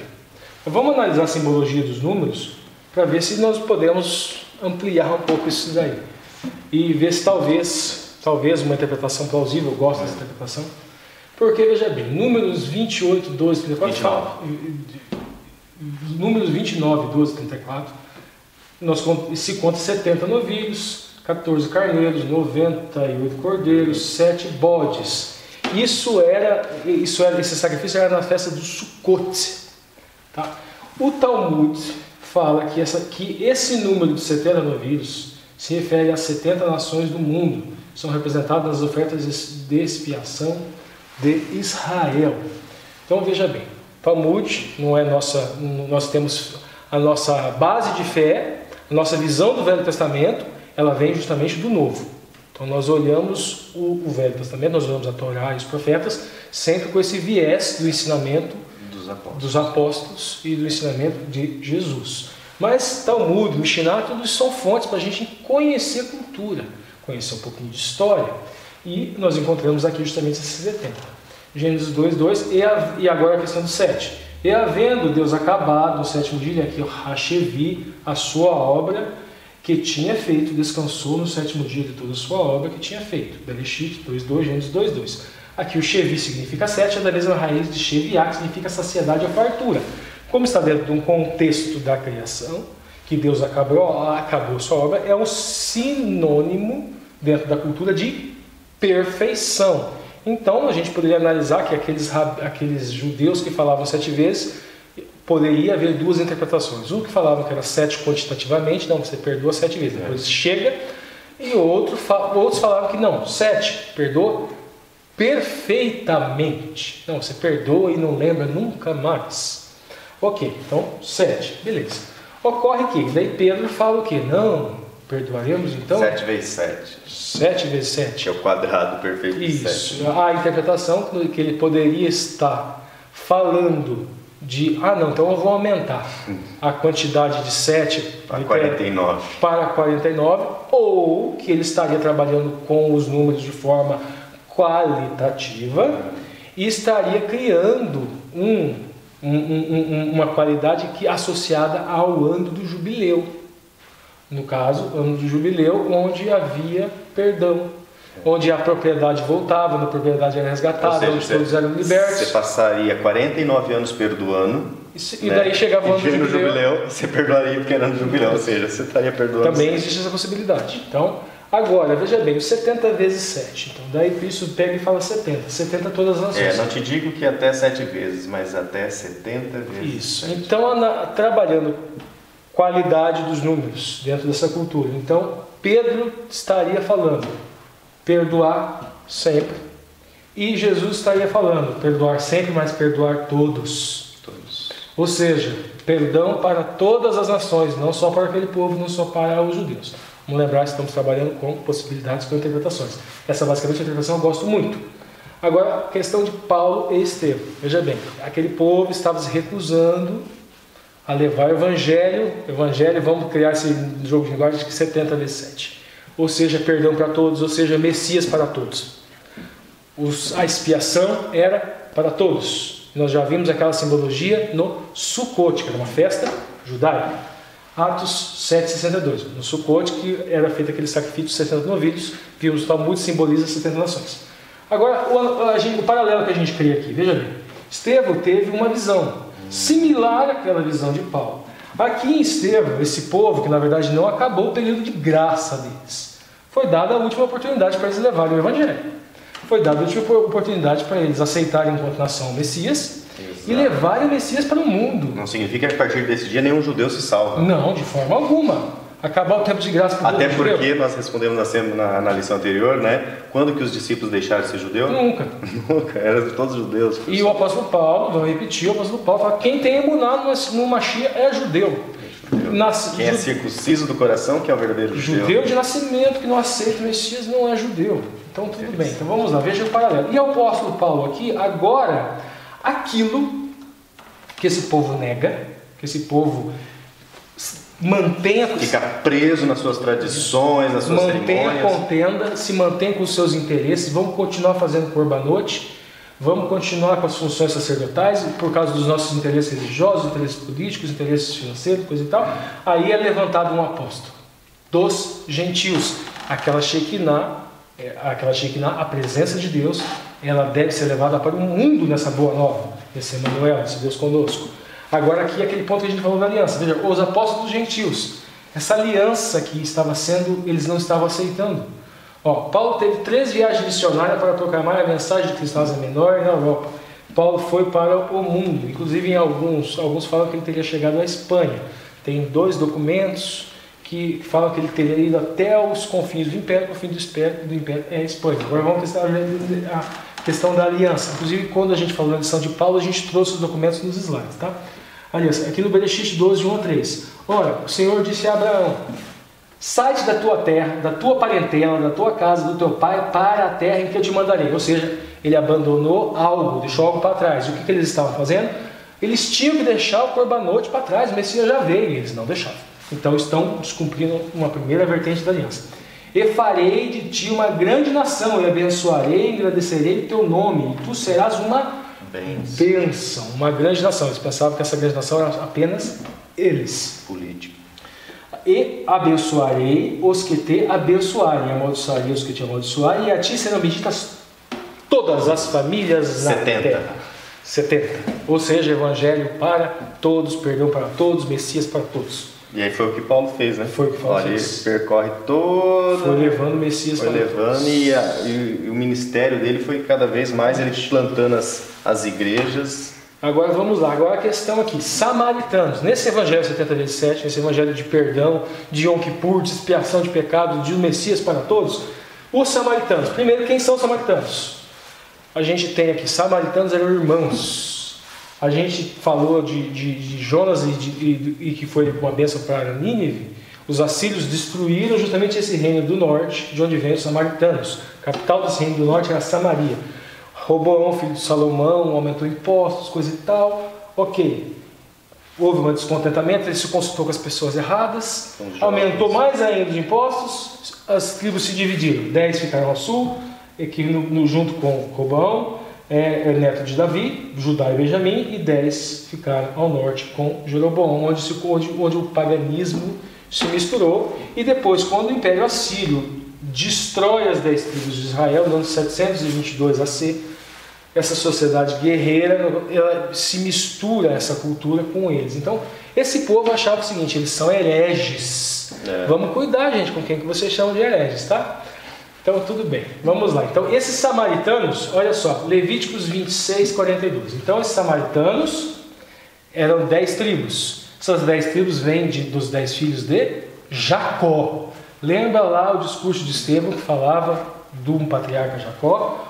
E a gente fez o link com Levíticos 26, 42. Vamos fazer aqui. Ó. Também eu me lembrarei do meu concerto com Jacó. Jacó também é pai dos samaritanos. Os 10 filhos que deram origem às 10 tribos do norte, no caso, são os samaritanos. Também o meu concerto com Isaac. Ou seja, não é só os samaritanos. E também do meu concerto com Abraão. Em Abraão serão benditas todas as famílias da terra. Me lembrarei da terra, me lembrarei, e da terra me lembrarei. Então vamos lá agora aqui, rapidinho, Simão o mágico. Na linha da lição fala do eunuco, a gente vai falar também um pouco de Sinão. Acho que só faltou falar também, né, que os samaritanos, eles só acreditavam no Pentateuco, né? Sim. A gente está trabalhando aqui com Torá, com Levíticos. Isso. Os samaritanos acreditavam apenas na Torá, na linha da lição. E eles aceitaram o Messias. A entrelinha que a gente traz é essa, né? Ou seja, eles aceitaram o Messias muito mais do que os judeus que tinham Isaías, Amós, Miqueias, Daniel e tudo mais. E eles só tinham o Pentateuco. E teve uma aceitação maior. Ou seja, lá no Pentateuco está claro, né, aquilo que a gente está falando. Negar o Messias é negar a Torá, é negar a instrução. Então vamos lá. Atos 8, 9. E estava ali um certo homem chamado Simão, que anteriormente exercia naquela cidade arte mágica, e tinha iludido o povo de Samaria, dizendo que era um grande personagem. Atos 8, 9. E creu o próprio Simão, sendo batizado, ficou continuamente com Filipe, e ele via o que o Filipe fazia e ficava maravilhado. Atos 8, 13. Agora vamos dar um salto, Atos 8, 19. Por quê? O que acontece? Dizendo: dai-me também a mim esse poder, para que aquele sobre a quem eu puser as mãos receba o Espírito. Ele viu aquela sobreposição de mãos, né? E ele, não, dá para mim, e ofereceu dinheiro, eu pago para vocês. Isso para você observar o processo de santificação na vida de uma pessoa. Do rito. Ele era mágico, né? Se batizou mesmo, batizou-se, mas ainda ele, né, interpretava, ele ainda tinha que amadurecer na fé. Sim. Ninguém se batiza e se torna... E ele viu aquilo e ele achava aquilo que a gente falou, a desmistificação do rito com o que simboliza o rito. A imposição de mãos é porque, lembra lá Josué, que a gente leu em Levítico, Josué já tinha um espírito, ele impôs ele impôs a mão, ou seja, já tinha um espírito antes. Não é que não aconteceu nada sobrenatural, saiu um Gasparzinho, saiu um fantasminha da mão dele e entrou na cabeça, não é isso. Mas ele olhou e interpretou dessa maneira, foi repreendido severamente, falava que ele não tinha se arrependido de verdade, foi escrachado, vamos dizer assim. Mas o que ele fala? Respondendo, porém, Simão disse: orai vós por mim, ao Senhor, né? Foi humilde, para que nada do que disseste venha sobre mim. Não sabemos ao certo se foi arrependimento de verdade, se foi remorso, seja lá o que for, mas ele se colocou de uma forma humilde. Isso sim, mas vamos lá, vamos seguir aqui. Agora o eunuco, veja o eunuco. O eunuco, e correndo, Filipe ouviu e lia a profecia de Isaías. Ele é etíope, né? Ele disse: entendes tu que lês? Atos 8,32. Ou seja, nos profetas, muita gente hoje fala o seguinte: não, a gente lê uma passagem lá em Isaías, que a gente... Não, isso aqui não é o Messias, isso aqui é literal. Isso aqui foi a guerra não sei onde, isso aqui foi não sei onde. Mas dessa vez a pessoa aceita, achar o Novo Testamento e aceita Atos. E o que aconteceu? Filipe, ou seja, o eunuco, lia Isaías. Entendes tudo que lês? Daí depois Atos. Não, ninguém nunca. Se alguém me explicar, se alguém me explicar, eu entendo. Respondendo. Só abrindo parênteses, não tinha entrelinhas naquela época. Pois é. Disse: rogo-te, de quem diz isto o profeta? De si mesmo ou de algum outro? E quem era esse outro? Era o Messias, que é aquele que se fez Cordeiro de Deus e tirou o pecado do mundo, e essa boa nova, e possibilitou esse evangelho 70 vezes 7, esse perdão para todos, esse Yom Kippur para todos, esse sacrifício expiatório para todas as nações que têm emuná no eterno. Opa, e mais uma entrelinha, na verdade, né? Você perceba aqui que quem estava pregando para o eunuco era Felipe. Felipe estava lá no grupo dos 7.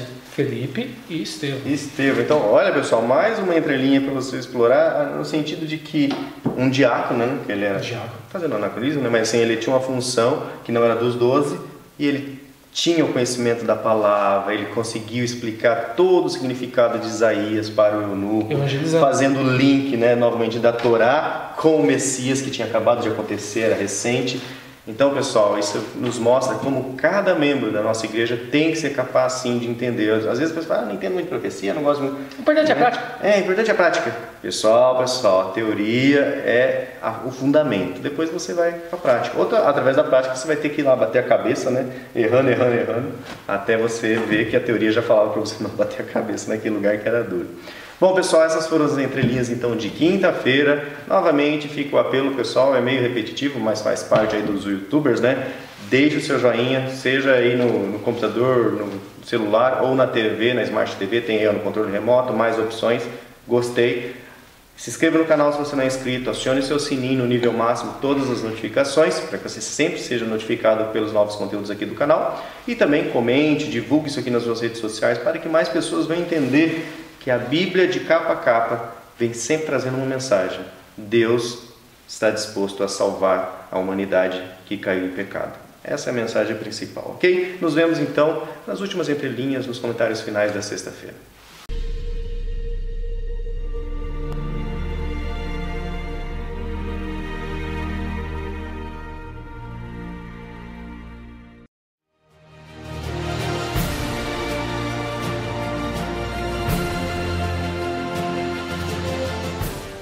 Ok, pessoal, chegamos então aqui nas entrelinhas de sexta-feira, no estudo adicional desta quarta lição desse terceiro trimestre de 2018.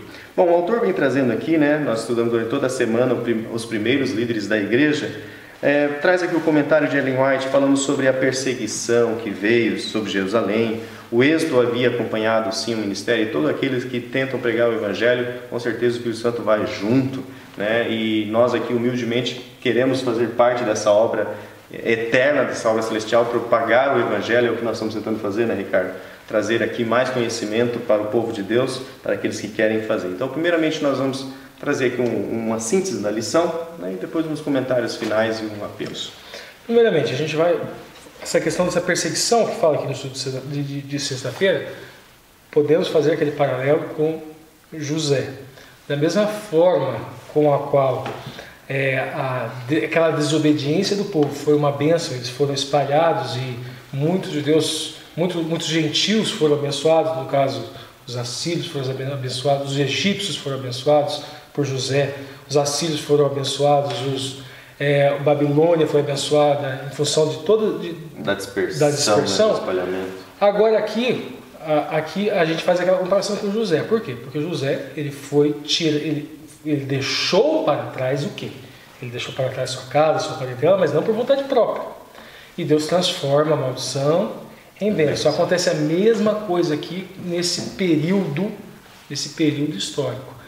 Essa perseguição de romanos e até de judeus, né, ela contribuiu para que o evangelho se espalhasse. Legal. Para que essa boa nova se espalhasse, para que o Emanuel, o Messias já veio, se espalhasse para todas as nações. Era o que fala, né? Porque senão eles teriam, que legal, o Messias, e voltaria. E ficava no grupinho. Então, com a perseguição, eles... Então, a gente fazendo uma síntese e uma aplicação que a gente pode fazer, primeiramente, dentro da igreja pode haver, como haviam judeus helenistas, já explicando quem são, e os hebreus, que seriam judeus de língua aramaica, dependendo da interpretação. Havendo esse tipo de coisa dentro da igreja, qual que é o principal que nós devemos fazer? Olha o que os apóstolos fizeram. Eles falaram assim: vocês são mexeriqueiros, vocês não aceitam novidade, vocês não aceitam não sei o que lá. Não, me preocupo com vocês, então... Escolha vocês, coordene vocês, mas vamos trabalhar unidos. Então vocês vão administrar o fundo. Isso. Deram o fundo assistencial, não, vocês escolheram 7 7 dentre eles queriam administrar o fundo, nós vamos pregar a palavra. Mil desculpas se há algum tipo de negligência, não foi intencional. Então, se dentro da igreja, vamos ficar com esse exemplo. Espírito de união, né? E se tiver contenda, gente, se tiver contenda, não é para ficar brigando por causa de bateria, por causa de vamos colocar o hino tal, vamos tirar o hino tal, porque não combina. Ah, mas vocês não aceitam coisa nova? Mas não é uma questão de aceitar coisa nova. Se incomodou, se causou escândalo, vamos ter amor pelo próximo, vamos resolver a contenda da melhor maneira possível. Essa é a primeira aplicação que a gente pode fazer com relação à nomeação dos certos. O ministério de Estevão, ministério escatológico, ele era um diácono. Em tese, se a gente for colocar aquele olho humano, mais simples, mais humilde, né? Mas não, uma função inferior. Uma função inferior, mas a gente analisou aqui a escatologia envolvida em torno do ministério de Estevão, tudo que representava, e era um diácono. Vamos valorizar os diáconos, não só valorizar no sentido de dar valor ao que eles fazem, mas olhar a função também, a função da ADRA com outros olhos, porque essas pessoas sobem no púlpito, elas também pregam a palavra, e podem pregar a palavra boa, muito melhor às vezes do que um primeiro. Na prática, né? Na prática, às vezes. Lidando lá com os necessitados. Então a gente tem essa questão do ministério de Estevão aqui. Agora a questão aqui dele perante o Sinédrio. Gente, capacitação. O Espírito Santo ele vai te trazer aquilo que você buscou. Ele vai te fazer lembrar. Se você não tem o que lembrar, como é que o Espírito Santo vai te fazer lembrar aquilo que você não tem? Aquilo que você não adquiriu? Esse discurso de prática, muitas vezes é uma desculpa para a preguiça de pensar, para a preguiça de estudar, para a preguiça de ler. A própria Ellen White disse: se esse povo, esse movimento agora, tivesse familiaridade com os textos, nós já trouxemos isso em outros vídeos aqui, aonde que ela fala isso, não trouxemos hoje porque me veio agora na cabeça, mas ela fala que não haveria necessidade de ela ter sido levantada, do ministério dela. Não haveria necessidade do Espírito Santo ter tocado ela se nós tivéssemos familiaridade com a Bíblia. A necessidade de uma luz melhor, porque nós não temos essa familiaridade. Então vamos buscar, vamos atrás, esse segundo ponto. E fica a observação, a gente comentou isso atrás das câmeras, mas como hoje é difícil ver adventista lendo o Espírito de Profecia. O Ricardo até gostei da analogia. Daqui a pouco Deus vai ter que levantar alguém que manda ler o Espírito de Profecia. Para entender, né, Marte? Ele ou não? Você não quer falar isso? Tá bom. Não, vai falar. Pode falar. Vamos lá. Ok, Lúcio? E é importante, né? O Ricardo até comentou aqui atrás das câmeras que é difícil as pessoas hoje, adventistas, lerem inclusive o Espírito de Profecia, né? E eu gostei da analogia dele, que ele falou que daqui a pouco Deus vai levantar alguém para explicar o Espírito de Profecia. Porque a gente não tem mais familiaridade nem com o Espírito de Profecia. Não consegue mais entender o que ele fala, que na verdade ele fala da Bíblia. É legal essa analogia. É a luz menor, para explicar justamente essa questão da luz maior. Essa propagação aqui do Evangelho para os samaritanos, muitas vezes a gente pensa também, evangelho é em hospital, evangelho é numa casa de apoio, lá num albergue, alguma coisa assim. Veja bem, gente, sacerdotes aceitaram a fé, então foi pregado também para sacerdotes. Então, Estevão estava na sinagoga pregando, por isso incomodando as pessoas. Essa pregação é para todos, é para rico, é para pobre.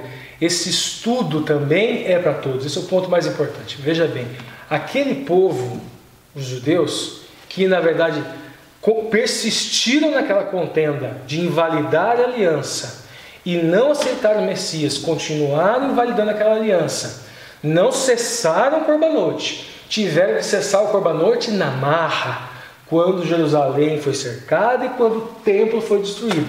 E por isso que eles não oferecem sacrifício hoje. Não é porque o Messias veio, é porque o templo foi destruído no ano 70. Tudo profetizado. Trabalhamos isso.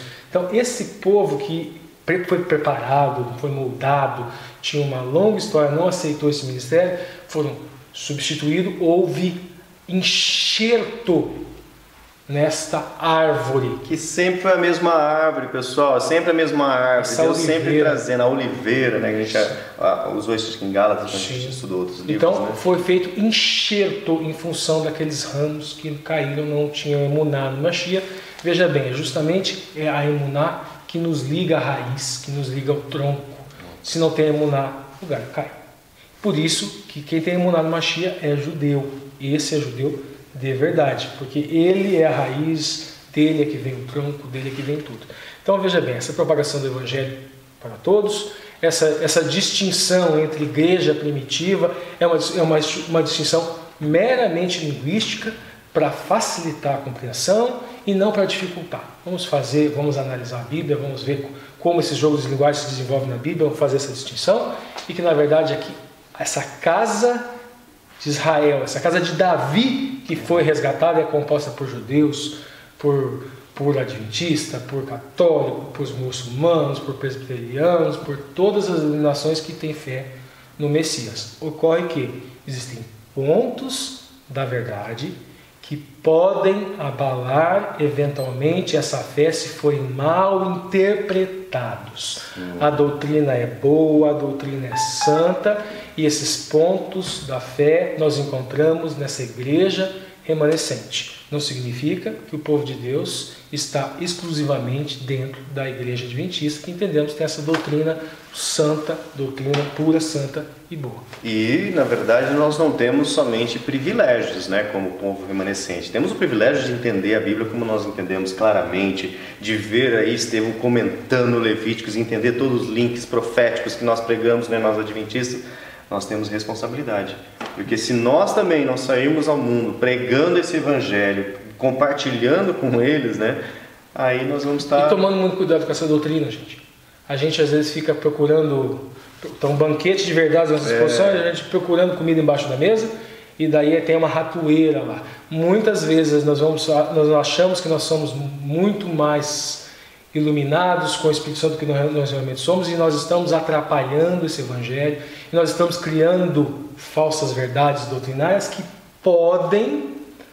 podem atrapalhar para algumas pessoas mais fracas que estão começando na fé, que podem abalar a emuná no Mashiach. Toma cuidado com isso. Um exemplo, né, aproveitando aqui um tempinho que a gente tem ainda, é a questão, às vezes você fica procurando cabelo em ovo, né, fica verificando se o presidente da associação é maçônico, Illuminati, você fica preocupando com 1000 coisas, né? Se associação, e ao invés de se preocupar com o simples estudo da palavra de Deus, você entende isso tudo? Você está propagando essa mensagem para as outras pessoas? Está gastando seu tempo no entrelinhas, na lição da escola sabatina, no código aberto, em coisas que realmente vão te aproximar de Deus?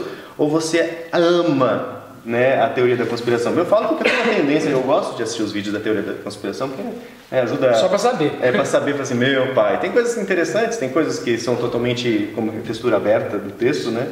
Então, assim, nós como cristãos, né, principalmente adventistas, nós temos que nos aproximar mais dessa raiz, mais desse tronco, e parar com essa visão de que nós somos protestantes evangélicos.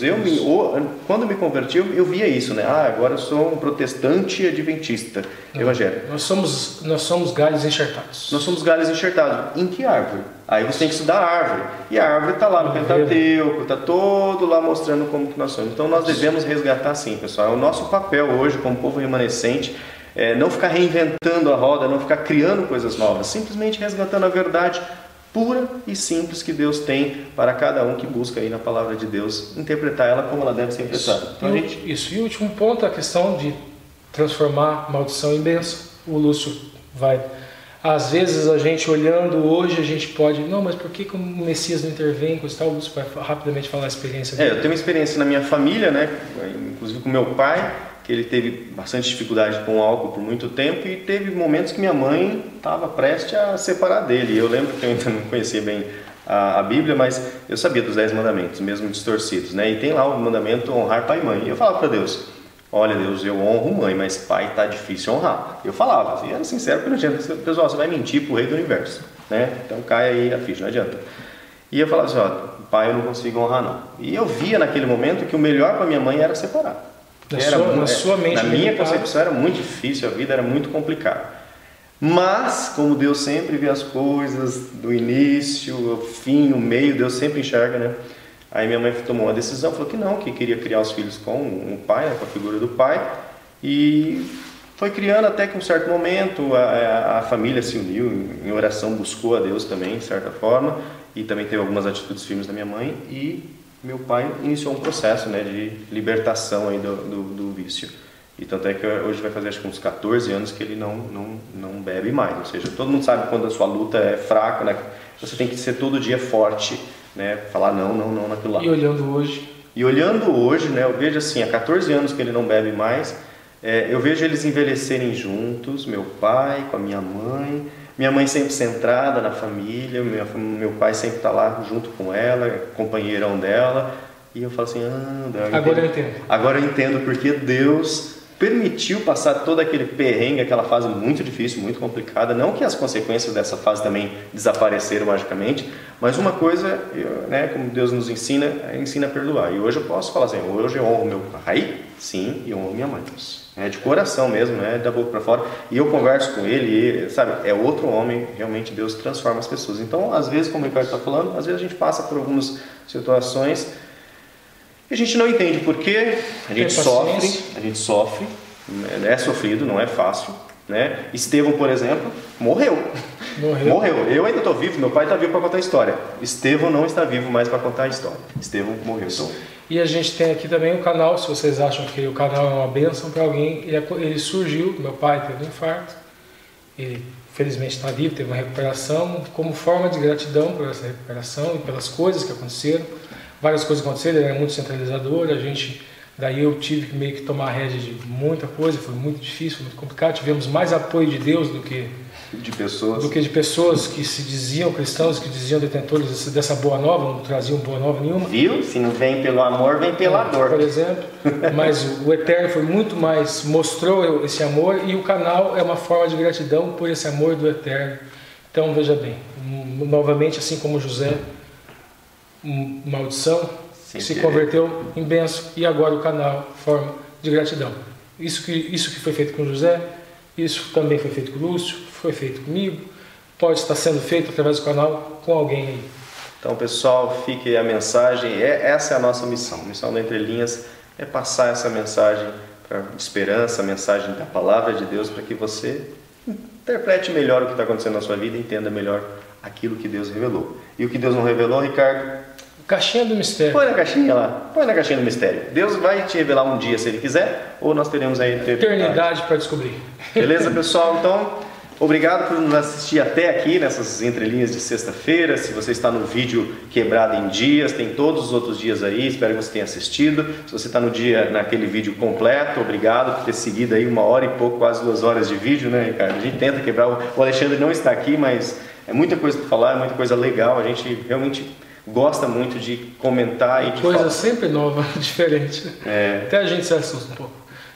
E a gente aprende muito. Ok, pessoal? Espero que vocês também estejam aprendendo. Muito obrigado pelo apoio, obrigado pelos comentários. Nós lemos a todos os comentários, principalmente, né, o pessoal sempre falando obrigado pelo material de vocês, gostei muito. Então isso nos alegra, nos motiva a estarmos aqui mais uma vez gravando esse vídeo pela segunda vez aqui, né, com essa câmera, e firmes aí na promessa até que um dia Jesus venha nos buscar como foi a promessa e que nós acreditamos, temos a fé. Nos vemos então, pessoal, na 5ª lição desse 3º trimestre. Até mais. Tchau, tchau.